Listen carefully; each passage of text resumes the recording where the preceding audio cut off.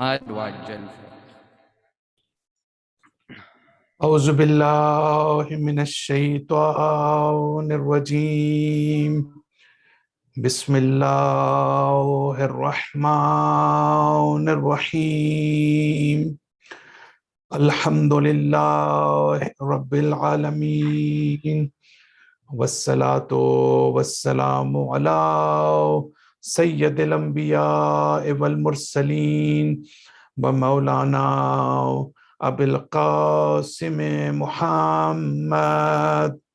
اللہم صلی علی محمد وآل محمد وعجل ثم فرج. الصلاة والسلام على أهل بيته الطيبين الطاهرين المعصومين. أما بعد فقد قال الحكيم في كتابه المجيد وفرقانه الحميد. بسم الله الرحمن الرحيم.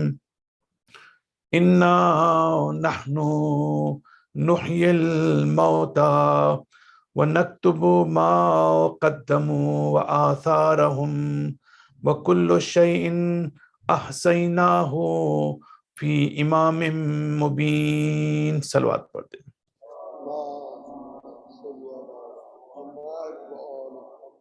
عزیزان محترم، میں اس دعا کے ساتھ اپنی مجلس کا آغاز کروں گا کہ اللہ تعالیٰ انشاءاللہ ان 10 دنوں میں آپ کی عبادتوں کو، آپ کی زحمتوں کو، آپ کی عزاداری کو اللہ تعالیٰ قبول فرمائے اور آپ کو اس کا اجر عظیم عطا فرمائے.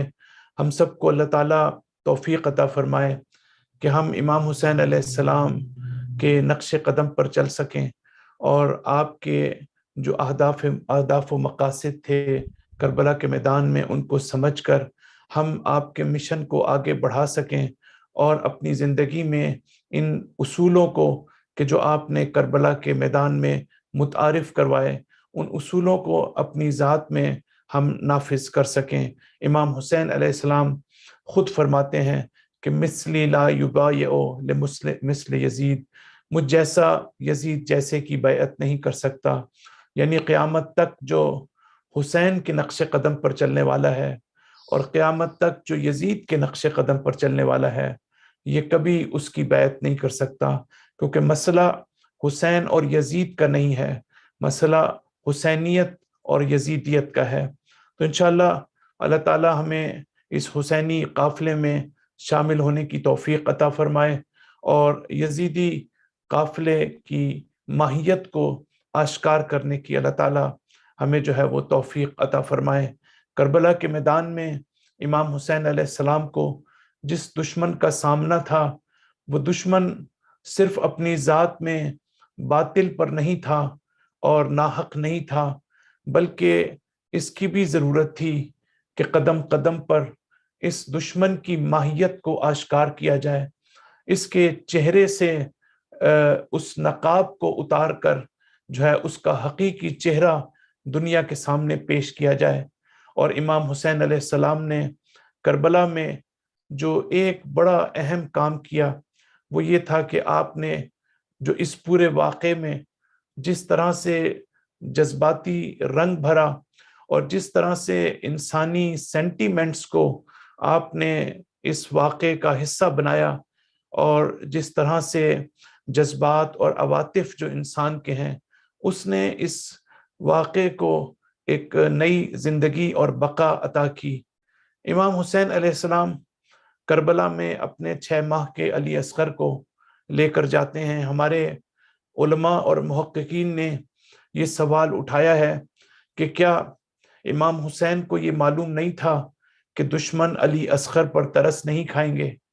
کیا امام حسین جانتے نہیں تھے کہ دشمن علی اصغر کو پانی نہیں پلائیں گے؟ لیکن اس کے باوجود امام حسین علیہ السلام علی اصغر کو میدان میں لے کر گئے اور دشمن کے سامنے پانی کا مطالبہ کیا اور پھر یہ 6 ماہ کا علی اصغر اپنے بوڑھے باپ کے ہاتھوں منقلب ہو گیا.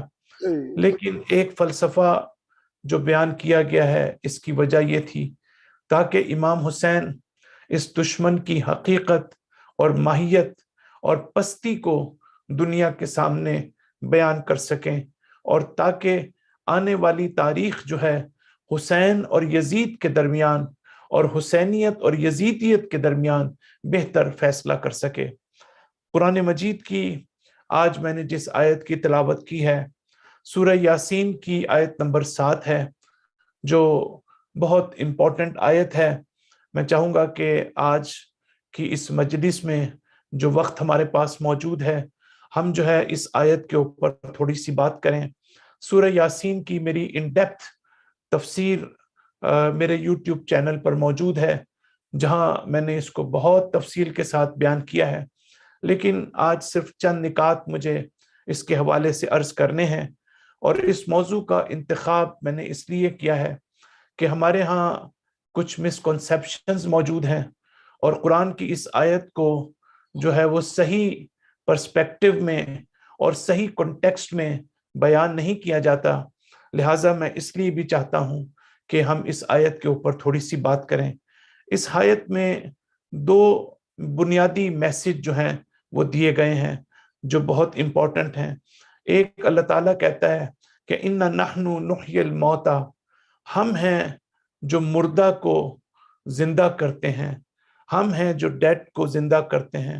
وَنَكْتُبُ مَا قَدَّمُوا وَآثَارَهُمْ، ہم دو کام کرتے ہیں، ایک تو جو آپ آگے بھیجتے ہیں ہم اس کو بھی ریکارڈ کرتے ہیں، اور جو ہم پیچھے چھوڑ کے آتے ہیں اور ہمارے مرنے کے بعد جو صدقہ جاریہ کی صورت میں، جو ہمارے نیک عمل کی صورت میں، جو ہماری سنت حسنہ کی صورت میں جو کام ہم کرتے ہیں، چاہے وہ اولاد صالح کی صورت میں ہو، چاہے وہ کسی اور نیکی کی صورت میں ہو، جب تک وہ نیکی اس معاشرے میں زندہ ہے، جب تک مرنے والوں کے ایصال ثواب کے لیے لوگ جو ہے ان کے لیے فاتحہ پڑھ رہے ہیں اور ان کو یاد کر رہے ہیں، یہ ساری چیزیں جو ہیں وہ بنیادی طور پر اللہ تعالیٰ کہتا ہے کہ ہم ان کے آثار کو، یعنی what they have left behind، کہ جو وہ پیچھے چھوڑ چکے ہیں، and what they have sent before، اور جو وہ آگے بھیج چکے ہیں، ہم دونوں کو جو ہے وہ کاؤنٹ کریں گے۔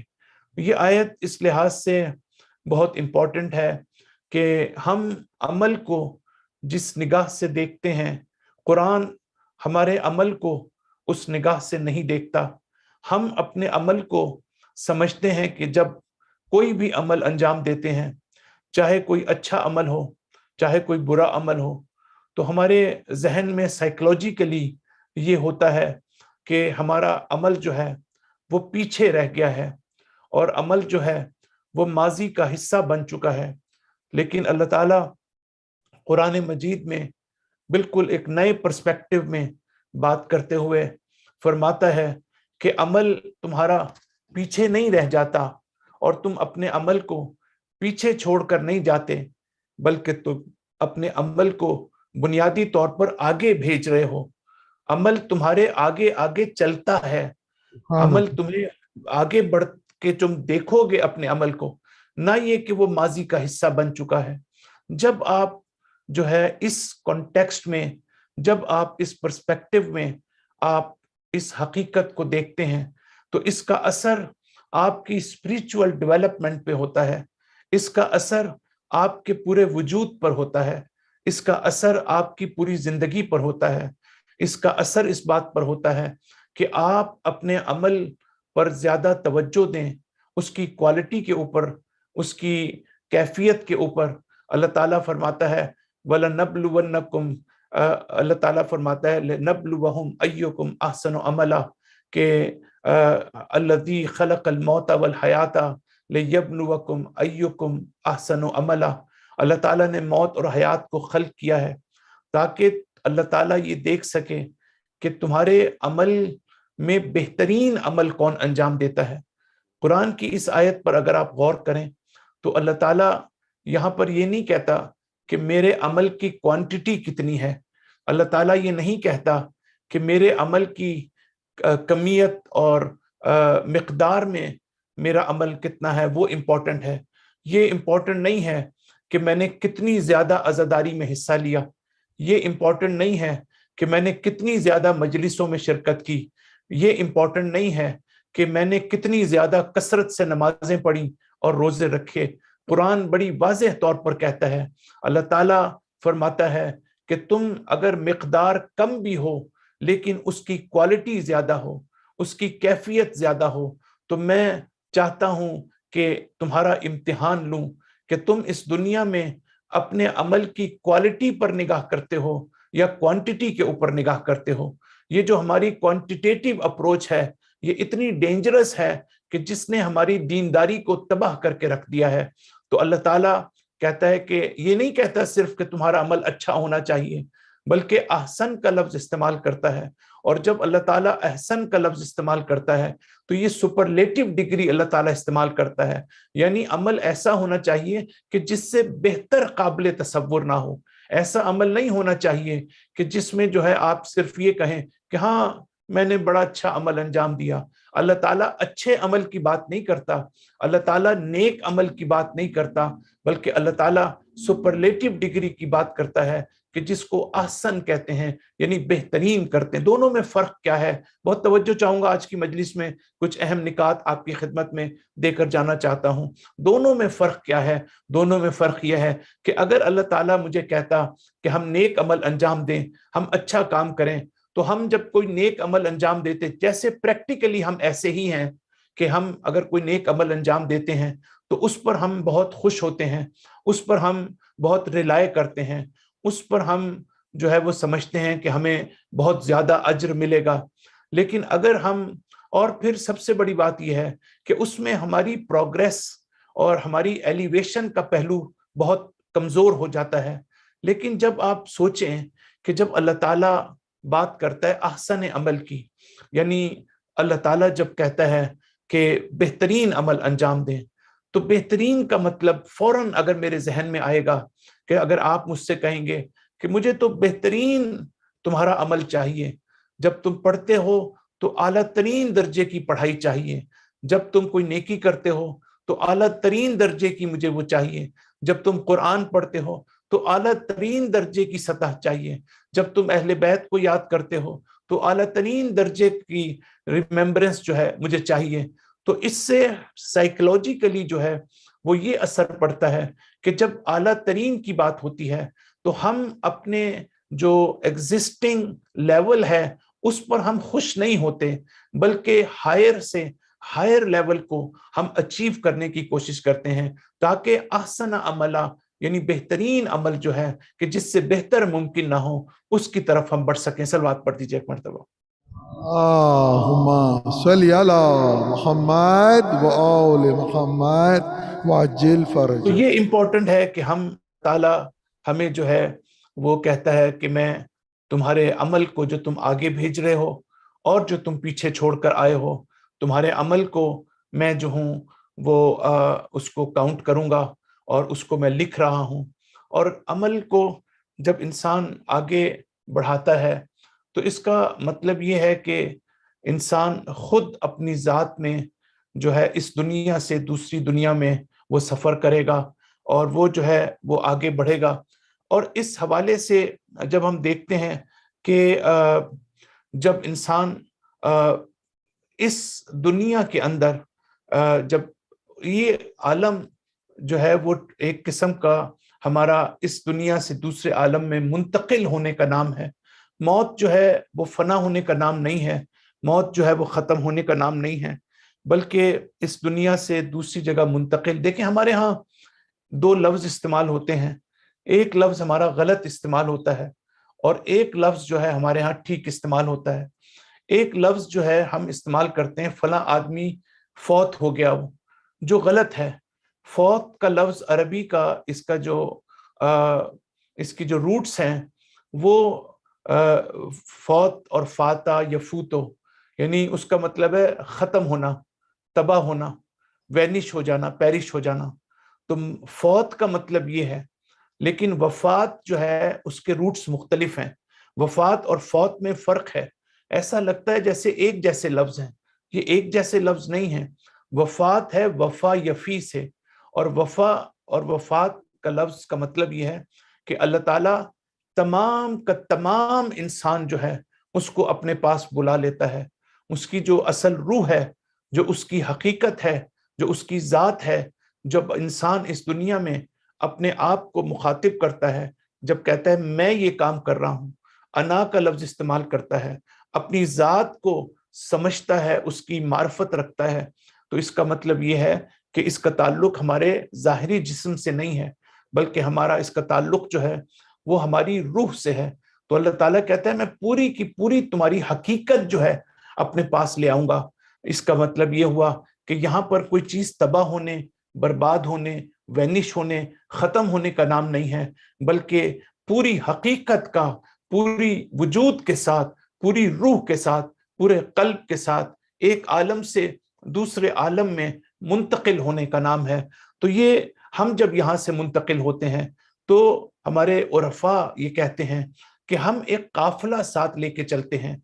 जैसे आप करबला के लिए जाते हैं तो एक काफिले के साथ आप जाते हैं, जब आप हज पे जाते हैं एक काफिले के साथ आप जाते हैं। लेकिन क़यामत की जिंदगी और इस दुनिया में फर्क ये है कि हम इसको जो है वो यौम इज्तमा कहते हैं। ये दुनिया इज्तमा यानी सोशलाइजेशन, यानी इसमें जो लोगों का एक जगह पर जमा होना, इसको इज्तमा कहते हैं। इसका मतलब ये है कि इस दुनिया में सारे लोग एक जगह पर जमा हैं, लेकिन एक दूसरे को मुतासिर करते हैं, एक दूसरे पर असरअंदाज होते हैं। अगर मैं कोई अच्छा काम करता हूं तो मेरा उस पर दूसरों पर असर होता है, मेरी अपनी जात पर भी होता है। अगर मैं कोई बुरा काम करता हूं तो मेरे बुरे काम का भी असर होता है, मैं दूसरे को नुकसान पहुंचाता हूं, दूसरे को फायदा पहुंचाता हूं। तो ये दुनिया जो है ये एक दूसरे के ऊपर डिपेंड करती है, इसको इज्तमा कहते हैं। लेकिन दुनिया जो क़यामत में होगी, अल्लाह ताला उसको यौमुल जम कहता है, यानी कलेक्टिव। यानी यौमुल जम का मतलब है कि सारे वहां पर होंगे, इकट्ठे होंगे, लेकिन इसके बावजूद जुदा जुदा होंगे। कोई किसी को किसी पर असरअंदाज नहीं होगा, किसी का गुनाह किसी के सर नहीं जाएगा, किसी का सवाब, किसी का नेक अमल जो है वो दूसरे से मरबूत नहीं होगा, बल्कि हर शख्स जो है वो अपनी जात में खुद जवाबदेह होगा अपने अमल का। तो इसका मतलब ये हुआ कि यौमुल जम का मतलब है कि वो इंसान क़यामत की तरफ जब जाता है तो वो एक काफिला लेके जाता है।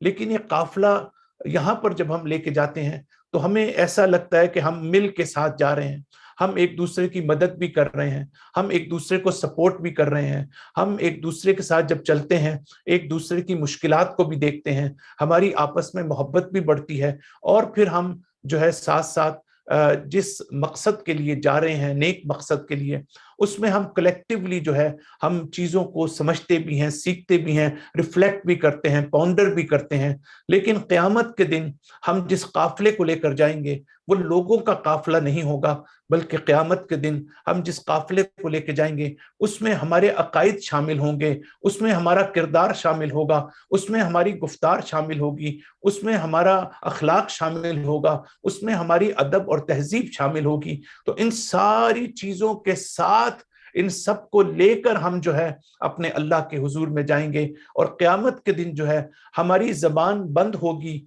हमारा वजूद बोल रहा होगा, हमारी हकीकत बोल रही होगी। इस दुनिया में जब आप मुझसे बात करते हैं तो आप सच भी बोल सकते हैं, आप झूठ भी बोल सकते हैं, आपका जाहिर और बातिन मुख्तलिफ भी हो सकता है, आप अपने बातिन को छुपा सकते हैं, आप जाहिर में नेक बन सकते हैं, जाहिर में सच्चे बन सकते हैं, अंदर से हम हो सकता है झूठे हों, अंदर से हो सकता है कि हमारे अंदर जो है वो सही कुफ्र छुपा हो, ईमान मौजूद ना हो, जाहिर में हम मोमिन बन रहे हों। लेकिन क़यामत के दिन हमारे पास जो इरादा है, चूंकि यहाँ पर हम क्यों ऐसा कर सकते हैं, इसलिए कि अल्लाह ताला ने हमें इरादे की कुव्वत दी है। ये इरादा हमें इजाजत देता है कि हम झूठ बोलें, इरादा और विल पावर हमें इजाजत देती है कि हम जो है अपनी एक मुख्तलिफ चेहरा दुनिया के सामने पेश करें। इसी तरीके से इख्तियार हमारा, जिसको हम इरादा और इख्तियार कहते हैं, अगर हमारे पास ये चॉइस ना होती कि हम दो रास्तों में से एक को मुंतखब करें, ऑप्शंस हमारे सामने ना होते, इख्तियार हमारे सामने ना होता, इरादा हमारे सामने ना होता, तो हम जबर की जिंदगी गुजारते। लेकिन क़यामत के दिन जो है वो ये इरादा हमारे से छीन लिया जाएगा, इख्तियार हमसे छीन लिया जाएगा, اور جو چیز مینیفیسٹ ہوگی, جو چیز ہمیں ریپریزنٹ کرے گی. آج ہمیں کیا چیز ریپریزنٹ کرتی ہے؟ آج ہماری زبان ہمیں ریپریزنٹ کرتی ہے. جب میں بولتا ہوں, جب میں گفتگو کرتا ہوں, تو میری گفتگو جس کو کلام کہتے ہیں, کلام کی تعریف ہی یہ ہے کہ جو مافِ ضمیر کو بیان کرتا ہے, جو آپ کے اندر جو بات موجود ہے اس کو آپ باہر لانے کے لیے کبھی اپنی زبان کو استعمال کرتے ہیں, کبھی آپ اپنی باڈی لینگویج کو استعمال کرتے ہیں. لیکن قیامت کے دن جو ہے یہ ارادہ, یہ کلام ارادے کی وجہ سے ہے. اگر آپ سے ارادہ چھین لیا جائے تو آپ سے قوت گویائی یعنی جو سپیکنگ پاور ہے وہ آپ سے چھن جائے گی.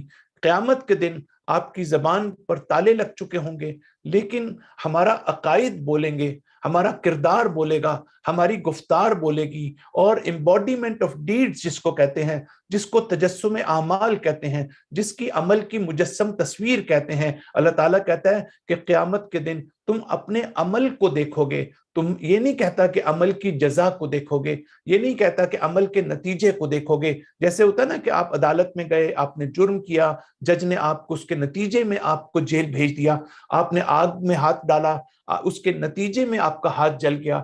قرآن کہتا ہے ڈیپسٹ لیول پر کہ قیامت کا تعلق نتیجے سے نہیں ہے, قیامت کا تعلق بنفس ہی بعین ہی سے ہے, یعنی سیمنس, وہی حقیقت تمہیں اس کا ظہور ہوگا.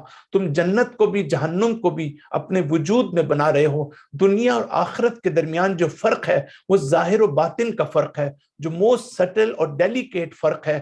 کہ اس ظاہر و باطن کے فرق کا مطلب یہ ہے کہ جیسے ہمیں جب غصہ آتا ہے تو غصہ آنے کے آثار ہمارے چہرے پر نظر آتے ہیں, ہمارا چہرہ جو ہے وہ سرخ ہو جاتا ہے. جب ہمیں شرم کا احساس ہوتا ہے تو ہمارے چہرے کے اوپر جو ہے وہ ایک شرم کے جو آثار ہیں وہ نظر آنے شروع ہو جاتے ہیں. اسی طریقے سے جو ہے ہمارا جو ادب ہے, جو ظاہر ہے, ہم کسی کو سلام کرتے ہیں, کسی کے سامنے جھکتے ہیں, تو وہ بھی ہمارے اخلاق کو ریپریزنٹ کرتا ہے.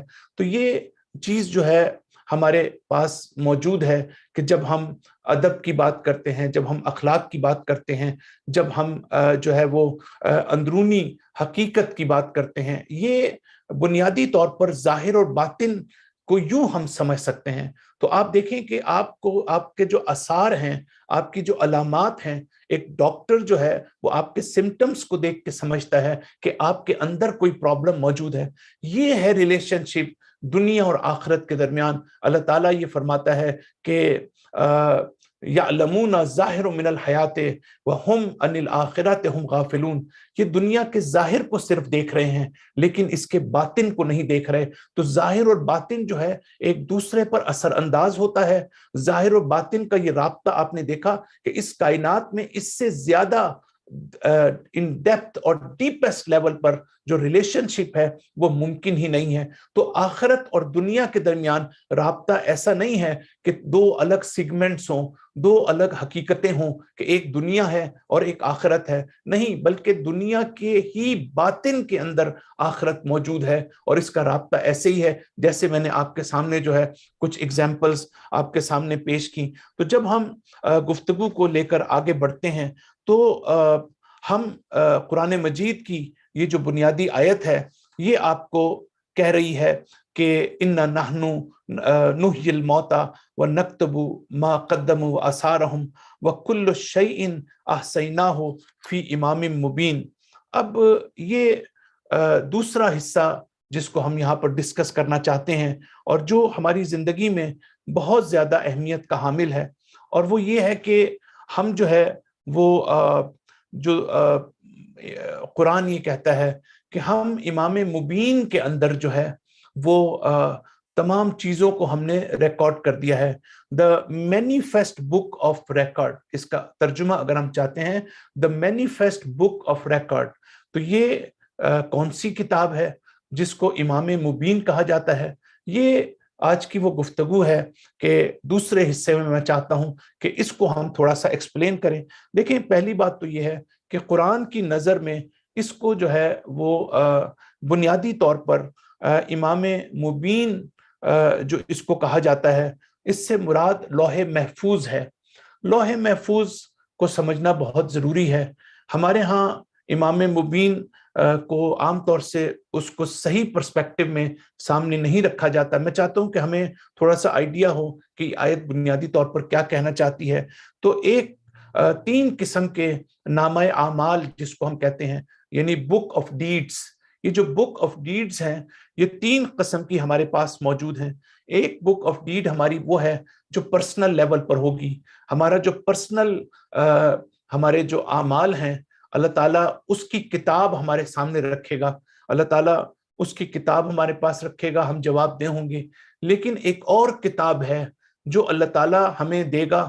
نامہ اعمال ایک انفرادی ہیں, انڈیویجول ہیں, اور ایک جو ہیں وہ کلیکٹیو ہیں, یعنی سوشل کانٹیکسٹ میں ہے.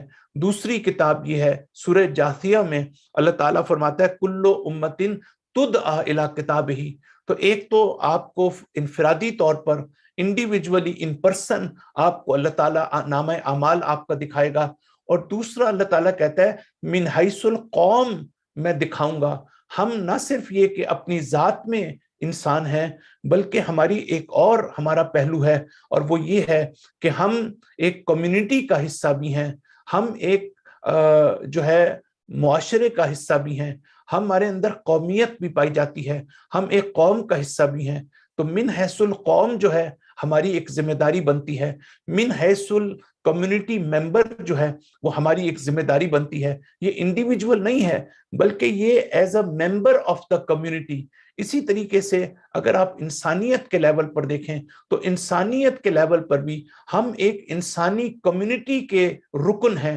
جیسے دنیا میں دوسرے انسان ہیں ایسے ہی ہم بھی ہیں, جیسے دنیا میں دوسری قومیں ہیں ایسے ہم بھی ہیں, جیسے دنیا میں دوسرے مذاہب ہیں ایسے ہم مسلمان ہیں. تو ہر لیول کے اوپر ہم ایک ممبر ہیں اپنی کمیونٹی کے, چاہے وہ انسانیت کے لیول پر ہو, چاہے وہ قومیت کے لیول پر ہو, چاہے وہ مذہبیت کے لیول پر ہو, چاہے وہ چھوٹی کمیونٹی کے لیول پر ہو, مکتب کے لیول پر ہو, اور ہر لیول پر ہماری ایک ذمہ داری ہے.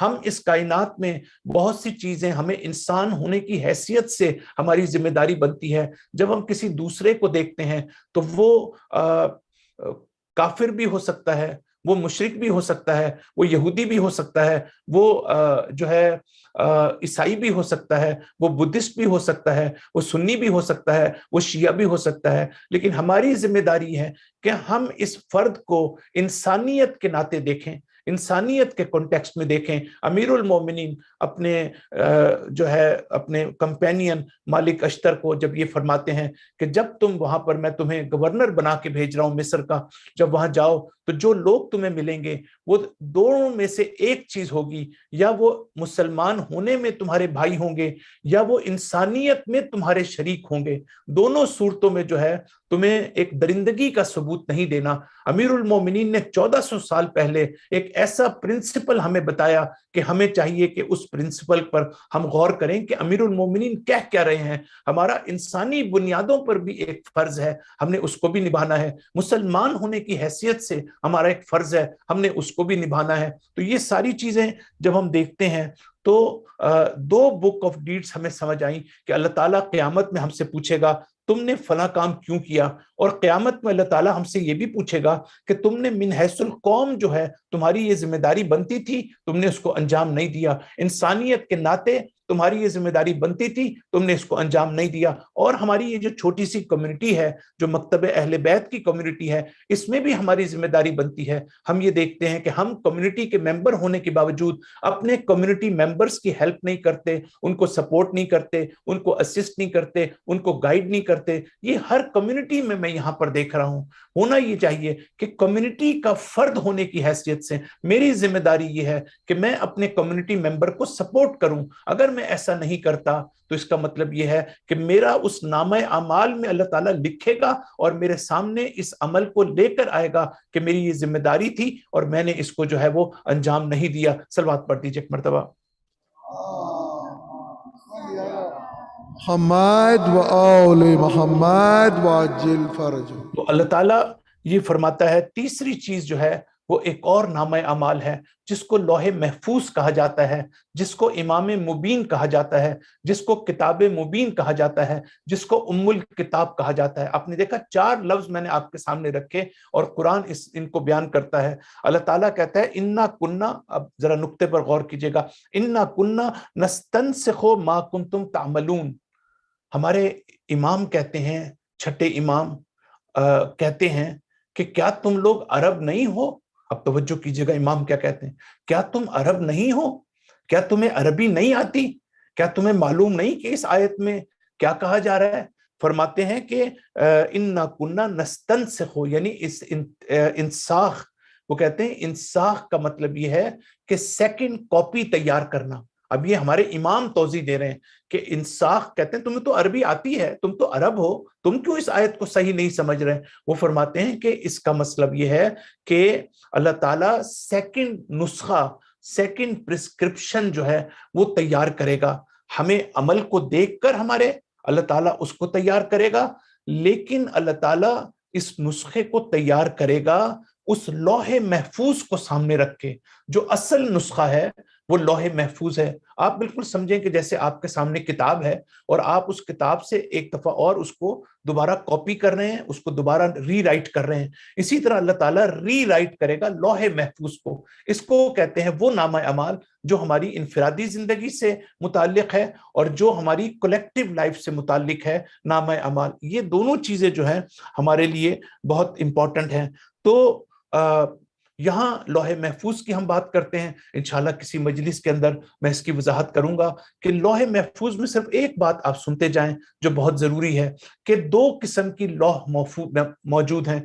एक वो है जिसको अल्लाह ताला कहता है यमहुल्लाहु मा यशाओ व युस्बितु व इंदहु उम्मुल किताब, कि अल्लाह ताला जिसको चाहता है मिटा देता है, जिस चीज को चाहता है उसको बाकी रखता है, और उसके पास है उम्मुल किताब, उसके पास है लौहे महफूज। तो एक लेवल लौहे महफूज का है और एक लेवल जो है लौहे महफूज सबात का है कि जिसमें चेंज पॉसिबल है, जिसमें चेंजेस आ सकती हैं, जिसमें अल्लाह ताला जो है उसको रिमूव कर सकता है, उसको वाइप आउट कर सकता है। लेकिन वो जो लौहे महफूज है, जिसको उम्मुल किताब कहता है, जिसको इमाम मुबीन कहता है अल्लाह ताला, जिसको किताब मुबीन अल्लाह ताला कहता है, उसमें कोई चेंज नहीं आ सकती, उसमें कोई तब्दीली नहीं आ सकती, उसमें कोई तगय्युर और तबद्दुल जो है वो नहीं आ सकता। तो ये जो लेवल है, नीचे वाला लेवल, इसमें हमारा जो है अल्लाह ताला हमारी किसी भी चीज को रख भी सकता है, उसको निकाल भी सकता है, अल्लाह ताला पर डिपेंड करता है, उसके म्यारात हैं, उसके कवानीन हैं, उसके रूल्स हैं, उसके ऊपर जो है वो किसी मौके के ऊपर बात हो सकती है। लेकिन जो बड़ी बारीक बात है वो ये कि हमारे जहनों में ये बात आती है कि फिर अगर हर चीज लौहे महफूज में लिखी है तो फिर हम तो मजबूर हो गए। तो अल्लाह ताला ये कहना चाहता है कि मैं मजबूर हम लोग नहीं हुए, बल्कि बुनियादी तौर पर अल्लाह ताला को ये इल्म है कि हम जो भी काम कर रहे हैं, हम अच्छा काम कर रहे हैं, हम बुरा काम कर रहे हैं, वो हम अपने इख्तियार से कर रहे हैं। जो उसकी जो अल्लाह ताला जब लौहे महफूज में कुछ लिखता है तो उसकी बेसिस के साथ लिखता है, उसकी फाउंडेशंस के साथ लिखता है, उसके रूट्स के साथ लिखता है। अगर मैंने कोई बुरा काम किया तो मैंने सिर्फ बुरा काम नहीं किया, अल्लाह ताला को उसके सिलसिले में मेरी नीयत का भी पता है, अल्लाह ताला को उसके सिलसिले में मेरी फिक्र का भी पता है, अल्लाह ताला को उसके सिलसिले में मेरी सोच का भी पता है, अल्लाह ताला को उसके सिलसिले में वो एनवायरनमेंट का भी पता है कि जिसकी वजह से मेरी ये सोच बनी, जिसकी वजह से मैं बातिल को इंतखाब किया, जिसकी वजह से मैंने ईवल का इंतखाब किया, और अल्लाह ताला को दूर तक के जो असबाब हैं उसका भी अल्लाह ताला को पता है। तो इसका मतलब है अल्लाह ताला ये कहता है कि मैंने जो चीज लौहे महफूज में लिखी है वो सिर्फ तुम्हारा अमल नहीं है, बल्कि तुम्हारे अमल की बेसिस को भी मैंने लिखा है, उसके मुहर्रिकात को भी लिखा है, उसके पीछे इख्तियार को भी लिखा है। अगर हम तारीख में देखते हैं, एक मिसाल दूंगा, आगे बढ़ूंगा, कि कुमैल इब्न ज़ियाद जो है वो अमीरुल मोमिनीन का एक बहुत ही करीब तरीन कंपेनियंस में था, और जो है वो जो है उनके बहुत करीब था अमीरुल मोमिनीन के। उसके मुकाबले में इसी कुमैल का भाई जो है वो हारिसा बिन ज़ियाद था कि जिसने मुस्लिम बिन अकील के बच्चों को कत्ल किया। एक भाई इमाम अली अलैहिस्सलाम के इतना करीब और दूसरा जो है वो कातिल जो बन जाता है। लेकिन अल्लाह ताला ने लौहे महफूज में कुमैल की नेकी को भी लिखा, कुमैल के मकाम को भी लिखा और हारिसा के मकाम को भी लिखा। लेकिन उसके पीछे ये कि कुमैल ने अपने इख्तियार से इस रास्ते को इख्तियार किया। اور ان کا بھائی جو ہے حارثہ اس نے اپنے اختیار سے اس عمل کو، لیکن اللہ تعالیٰ نے لوح محفوظ میں یہ بھی لکھا ہے کہ اگر کمیل چاہتے تو نیکی کی جگہ برائی کا راستہ اختیار کر لیتے، اگر حارثہ چاہتا برائی کی جگہ نیکی کا راستہ اختیار کر لیتا، یہ ان کے پاس موجود ہے، انہوں نے اپنے اختیار سے برائی کا راستہ اختیار کیا ہے، نہ کہ میں نے ان کو مجبور کیا ہو۔ تو یہ لوح محفوظ کا فلسفہ اس کو بڑا امپورٹنٹ ہے۔ اب تیسرا اور آخری پہلو جس کی طرف میں آنا چاہتا ہوں اور بڑے 2-3 نکات کے ساتھ اپنی گفتگو کو ختم کرنا چاہتا ہوں، اور وہ یہ ہے کہ ہمارے پاس روایات موجود ہیں کہ ان روایات میں ہمیں یہ ملتا ہے کہ امیر المومنین علی علیہ السلام مراد ہیں امام مبین سے، یعنی یہ جو اللہ تعالیٰ قرآن مجید میں فرماتا ہے کہ وَكُلُّ شَيْءٍ أَحْصَيْنَاهُ فی امام مبین، تو اس سے مراد جو ہے وہ حضرت علی علیہ السلام ہے۔ اب میں چاہتا ہوں کہ ہم اپنی کریکشن کریں یہاں پر، اور میں چاہتا ہوں کہ ہم مسکنسیپشن کو اچھی طرح سمجھیں، اور میں چاہتا ہوں کہ ہم اپنے حقیقی کانٹیکسٹ کو ہم سمجھیں کہ اس قرآنی آیت کا حقیقی کانٹیکسٹ کیا ہے۔ دیکھیں، میں اس سلسلے میں ایک بات کرنا چاہتا ہوں، اس کے بعد ہمیں سمجھ آئے گی کہ میں کہنا کیا چاہتا ہوں۔ 2 قسم کی آیات جو ہیں وہ جب ہم اہل بیت کے حوالے سے بات کرتے ہیں تو اہل بیت کے حوالے سے جو آیات قرآن مجید میں ہیں وہ 2 قسم کی ہیں، اور ہماری جو انٹرپریٹیشن ہے وہ اسی مقام پر ہے۔ ہم اس کو مکس اپ کرتے ہیں، ہم اس کو غلط انداز میں ممبر سے بیان کرتے ہیں، جس کو ہمارے لیے سمجھنا بہت ضروری ہے۔ 2 قسم کی آیات قرآن مجید میں ہیں جو اہل بیت علیہ السلام کی فضیلت میں ہیں، جو مولا کائنات کے فضیلت میں ہیں، لیکن ان آیات کے کانٹیکسٹ کو سمجھنے کی ضرورت ہے۔ یہ 2 قسم کیسے بن گئی، 2 ٹائپس کیسے بن گئی، یہ بہت زیادہ امپورٹنٹ ہے۔ پہلی قسم کی وہ آیات ہیں کہ جہاں پر اللہ تعالیٰ جو ہے وہ براہ راست جو ہے وہ آیت آئی ہی اہل بیت کی فضیلت میں ہے، وہ کسی اور کے لیے آئی نہیں ہے، اس کا کوئی اور مصداق ہے ہی نہیں ہے، وہ کسی اور کے اوپر اپلائی نہیں ہوتی ہے۔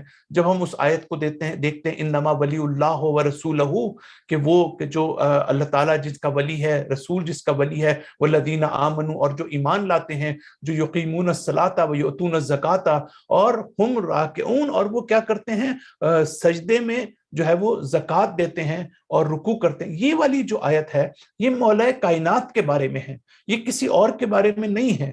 اس کے بارے میں ہم یہ نہیں کہہ سکتے کہ یہ کوئی امپلیمنٹیشن ہے، یہ کوئی اپلیکیشن ہے، یہ کوئی مصداق ہیں اس کے ایک، نہیں، یہ اسی کے بارے میں ہے۔ اسی طرح قرآن مجید کی جو آیت ہے ان اکملت لکم دینکم واتممت علیکم نعمتی، ہم نے اس آج جو ہے اس دین کو مکمل کر دیا، نعمت کو تمام کر دیا اور مکمل کر دیا، اور ساتھ ساتھ بلغ ما انزل الیک، اے رسول جو ہم نے تم پہ نازل کیا اس کو پہنچا دو دوسروں تک، اگر تم نے یہ کام نہ کیا تو تم نے گویا کوئی کام بھی نہیں کیا۔ یہ بھی ڈائریکٹ جو ہے امیر المومنین کی خلافت کے بارے میں ہم اس آیت کو سمجھتے ہیں۔ اسی طریقے سے جب اللہ تعالیٰ یہ فرماتا ہے انما نطعمکم لوجہ اللہ، کہ ہم یہ اللہ کے لیے دیتے ہیں، لا نرید جزاء ولا شکورا، ہم نہ جزا چاہتے ہیں نہ تمہارا شکر ادا کرنا چاہتے ہیں۔ یہ اس خانوادے اور اس فیملی کے لیے یہ آیت نازل ہوئی ہے، آیت حل عطا۔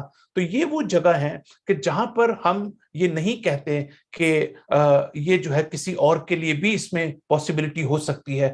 یہ وہ آیات ہیں جو ڈائریکٹ اہل بیت سے ریلیٹڈ ہیں، لیکن کچھ آیات ایسی ہیں جو ڈائریکٹ اہل بیت سے ریلیٹڈ نہیں ہیں، ان کا ڈائریکٹ جو امپلیمنٹیشن ہے یا ڈائریکٹ جو مفہوم ہے، ان کا جو ایکچوئل کنسپٹ ہے وہ کیا ہے کہ ایکچولی امام مبین جو ہیں وہ امام علی نہیں ہے، ایکچوئل امام مبین جو ہے وہ لوح محفوظ ہے، لوح محفوظ مراد ہے۔ لہٰذا ہماری پہلے توجہ لوح محفوظ پہ جانی چاہیے، اور اگر ہم مولا کائنات کو لوح جو ہے وہ امام مبین کہتے ہیں، اور روایات میں 2 چیزیں موجود ہیں۔ ایک چیز موجود ہے کہ پیغمبر سے جب پوچھا گیا کہ یا رسول اللہ یہ لوح، اس سے امام مبین سے کیا مراد ہے، تو آپ نے کہا کہ اس سے مراد علی ابن ابی طالب ہیں، اور اللہ تعالیٰ نے ہر چیز کا علم اس کے اندر رکھ دیا ہے۔ تو یہ پیغمبر فرماتے ہیں، اور اسی کے ساتھ ساتھ پھر ایک اور مقام پر امیر المومنین فرماتے ہیں کہ میں ہوں امام مبین، میں ہوں کہ جو حق اور باطل کے درمیان فیصلہ کرتا ہوں، میں ہوں جو حق کو باطل سے جدا کرتا ہوں۔ اور پھر فرماتے ہیں یہ چیز، یہ صلاحیت، یہ بصیرت، یہ حکمت مجھے پیغمبر سے ملی ہے، پیغمبر سے وراثت میں ملی ہے۔ تو آپ نے دیکھا کہ امیر المومنین بار بار جو یہ بات کر رہے ہیں، اس کا مطلب یہ ہے کہ دو چیزیں بڑی امپورٹنٹ ہیں۔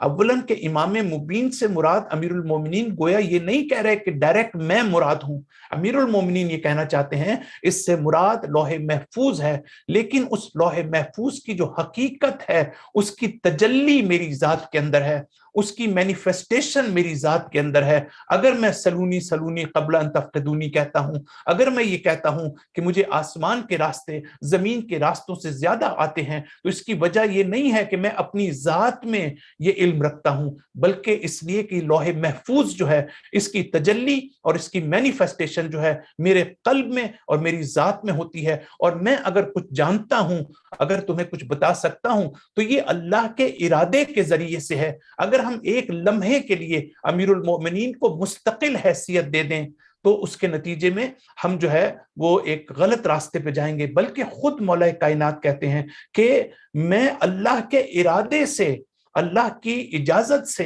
اذن اللہ سے میں تمہیں کچھ بتانے کے قابل ہوتا ہوں۔ اللہ مجھے ایکسیس دیتا ہے لوح محفوظ کی، اگر اللہ کل کو مجھے لوح محفوظ کی ایکسیس نہ دے تو میں آپ کو کچھ نہیں بتا سکتا۔ تو علی بھی اسی طرح خدا کے اوپر ڈیپینڈنٹ ہیں جس طرح میں اور آپ اللہ کے اوپر ڈیپینڈنٹ ہیں۔ علی اپنے آپ کو اس پورے قافلہ انسانیت سے سنگل آؤٹ نہیں کر رہے ہیں کہ وہ یہ کہیں نہیں تم جو ہو اور ہو، میں اور ہوں، میں جو ہوں رب ہوں، میں جو ہوں خدا ہوں، میں جو ہوں مستقل ہوں، میں جو ہوں انڈیپینڈنٹ ہوں، اور میرا جو ہے اللہ سے کوئی تعلق نہیں۔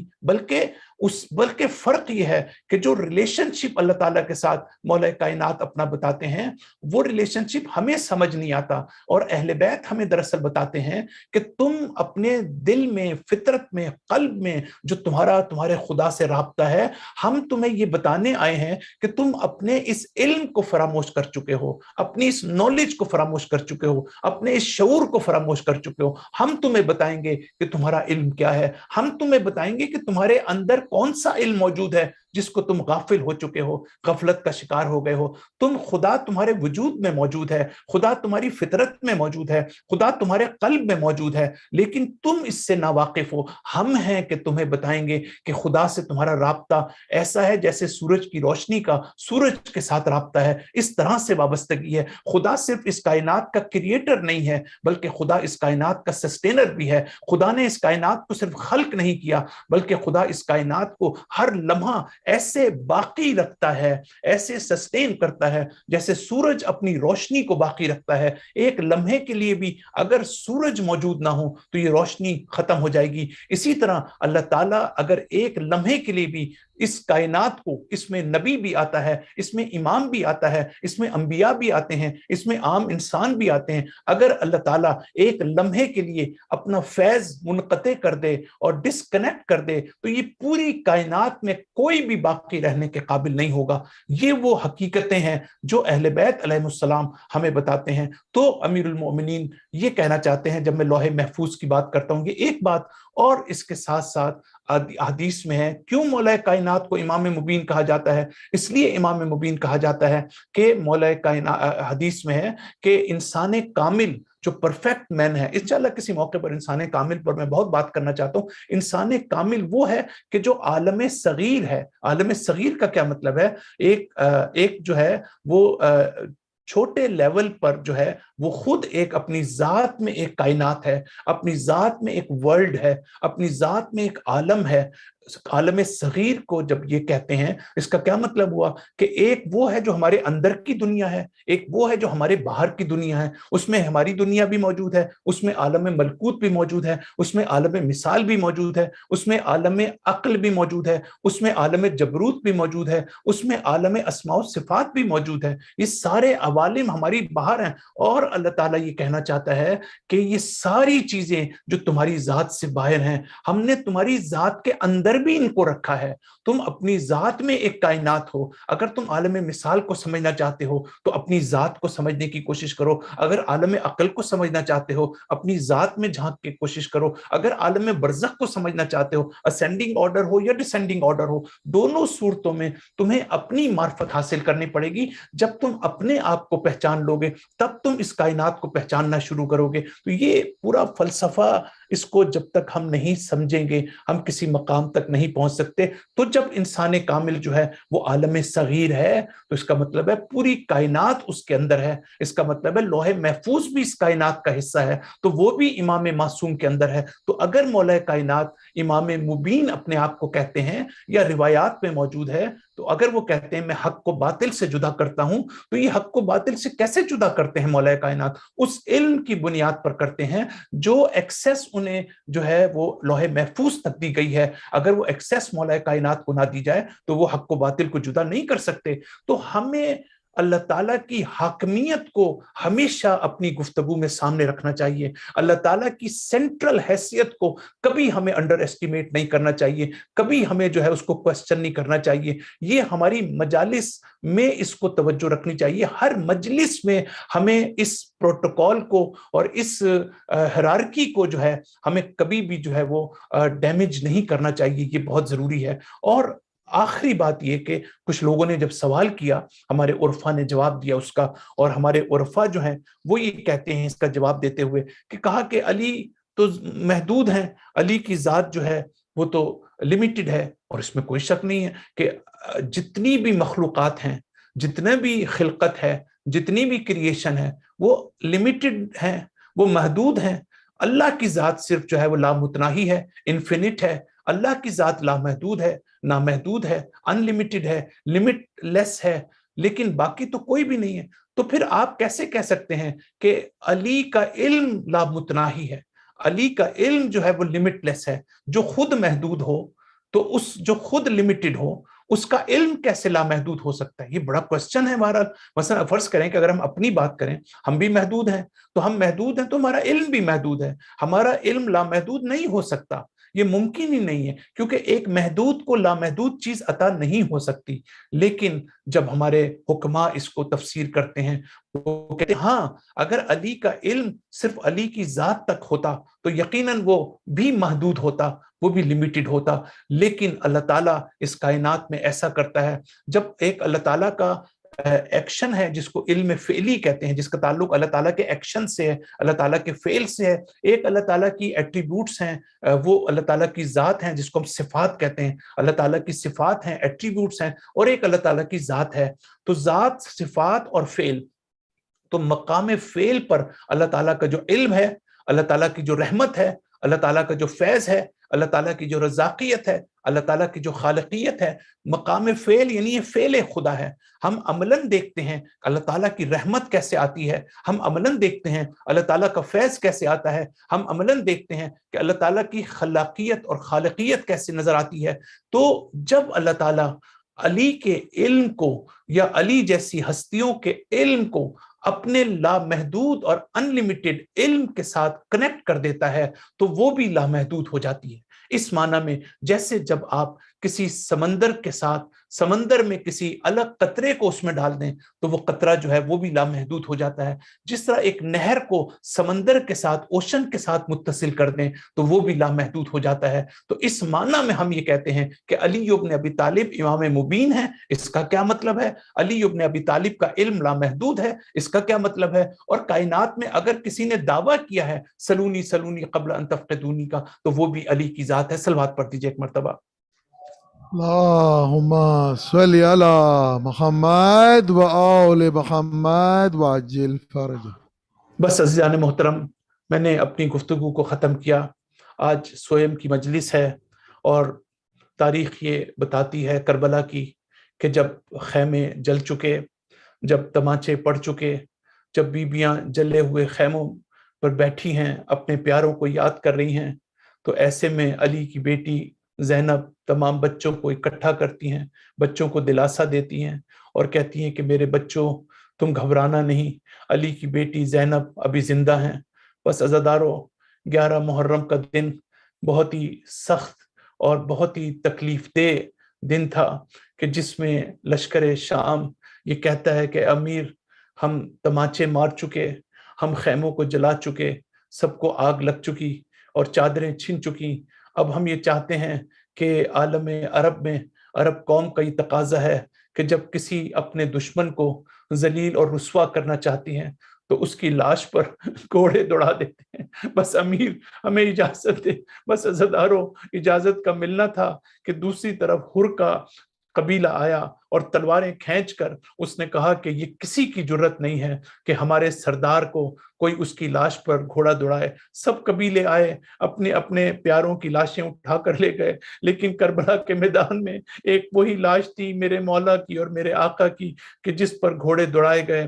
عزادارو تاریخ یہ بتاتی ہے کہ جس وقت پھر وہ وقت آتا ہے کہ جب اس قافلے کو کوفے کی طرف لے جایا جاتا ہے, جناب زینب نے سید سجاد کو سوار کیا, اما فضہ کو جو ہے وہ سوار کیا, اور بے پلان کے اونٹوں پر رسن بستہ اور بے مکنا و چادر اس طرح ان بیبیوں کو کوفے سے شام کی طرف جو ہے وہ جب لے جایا گیا تو حضرت زینب ایک مرتبہ کربلا کی طرف رخ کرتی ہیں. لیکن تاریخ یہ بتاتی ہے کہ زینب نے عباس کو نہیں بلایا, علی اکبر کو نہیں بلایا, اپنے بھائی کو نہیں بلایا, ایک مرتبہ علی اکبر کو نہیں بلایا, اون محمد کو نہیں بلایا, بھائی کو نہیں, عباس کو بلایا. عباس کل مدینہ میں تم نے بڑی شان سے مجھے سوار کیا تھا, آج ایک مرتبہ پھر زینب سوار ہو رہی ہے, عباس میری مدد کو آئی ہے.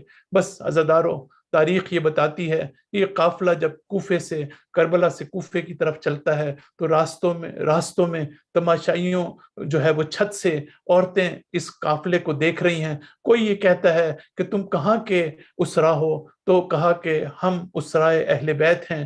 کبھی کوئی صدقہ دیتا تھا اور زینب یہ کہتی تھی کہ صدقہ ہمارے اوپر حرام ہے. عزادارو بس میں ایک بات یہاں بڑی امپورٹنٹ کرنا چاہتا ہوں جس میں سیدہ زینب کی عظمت کو ہمیں دیکھنا ہوگا, اور پھر میں اپنے مصائب کو آخری مرحلے پر لے جانا چاہوں گا کہ دیکھیں حضرت زینب نے جو کوفے میں خطبہ دیا, جب کوئی خطیب کسی کو ایڈریس کرنا چاہتا ہے تو اس میں 4 خصوصیات کا ہونا بہت ضروری ہے. اگر یہ 4 خصوصیات نہ ہوں تو وہ کبھی اتنا عظیم و شان خطاب نہیں کر سکتا لوگوں سے. پہلی بات یہ ہے کہ وہ خطیب جو ہے وہ بھوکا اور پیاسا نہ ہو. اگر وہ بھوکا ہوگا اور پیاسا ہوگا تو وہ کبھی بھی کسی کے سامنے خطاب نہیں کر سکتا. ہمارا سلام ہو شہزادی زینب پر, معلوم نہیں کہ زینب نے کب پانی پیا اور زینب نے کب کھانا کھایا, لیکن اتنا ہم ضرور جانتے ہیں کہ جس وقت یہ کربلا سے کوفہ جب قافلہ دار جا رہا تھا تو زینب بھوکی بھی تھیں اور زینب پیاسی بھی تھیں. دوسری شرط یہ ہے کہ چاروں طرف دل خراش منظر نہ ہو, لیکن زینب جس طرح سے آگے بڑھ رہی تھی, معصوم بچے جو آپ کے ارد گرد تھے جو بھوک سے اور پیاس سے بلبلا رہے تھے, وہ دل خراش مناظر, اور پھر نوک نیزہ پر سر, یہ دل خراش مناظر دیکھ کر کہتے ہیں کہ ان بچوں کے چہرے ایسے تھے کہ جیسے آئینے میں جلتا ہوا چراغ, اور کسی نے کہا کہ ان بچوں کے چہرے ایسے تھے جیسے پگھلا ہوا سونا. تو ان دل خراش حالات میں جو ہے خطیب کے لیے گفتگو کرنا ناممکن ہوتا ہے. اور پھر ہم یہ دیکھتے ہیں کہ روب اور وحشت کا ماحول نہ ہو, لیکن 10,000 کے یزید کے فوجی چاروں طرف سے نفسیاتی طور پر زینب و ام کلثوم اور بیویوں کو مرعوب کرنے کے لیے وہ پہرے موجود تھے, یہ فوجی موجود تھے. اور چوتھی چیز یہ کہ لوگ آپ کو نفرت سے نہ دیکھ رہے ہوں. اگر آپ کو یہ پتا ہو کہ جن کو آپ ایڈریس کر رہے ہیں وہ آپ کو نفرت سے دیکھ رہے ہیں, وہ آپ کو حاکم کے خلاف خروج کرنے والا سمجھ رہے ہوں, تو ان کے سامنے ایڈریس کرنا کتنا مشکل ہے. لیکن ہمارا سلام ہو شہزادی زینب کے اوپر کہ جو بھوکی بھی تھیں, جو پیاسی بھی تھیں, جن کے ارد گرد دل خراش منظر بھی تھا, جن کے ارد گرد روب و وحشت کا ماحول بھی تھا, اور لوگ نفرت سے دیکھ رہے تھے. لیکن جب زینب کوفے میں داخل ہوتی ہیں تو یقیناً زینب یہ سوچ رہی ہوں گی کہ ارے کیا یہ وہی کوفہ ہے 20 سال پہلے جب میرے بابا اس کوفے میں یہاں خطبے دیا کرتے تھے. میرے بابا کی آج بھی خطبوں کی آواز اس کوفہ کے در و دیوار میں آ رہی ہے. کیا یہ وہی کوفہ ہے جہاں پر جو ہے کوفے کی عورتیں مجھ سے ملنے کے لیے علی سے, میرے بابا سے اجازت لیتی تھیں؟ لیکن آج یہ کوفہ, علی کی بیٹی اس عالم میں, اس کوفے میں داخل ہو رہی ہے, رسن بستہ ہیں, بے پلان کے اونٹوں پر ہیں اور سر پر جو ہے وہ چادر نہیں ہے۔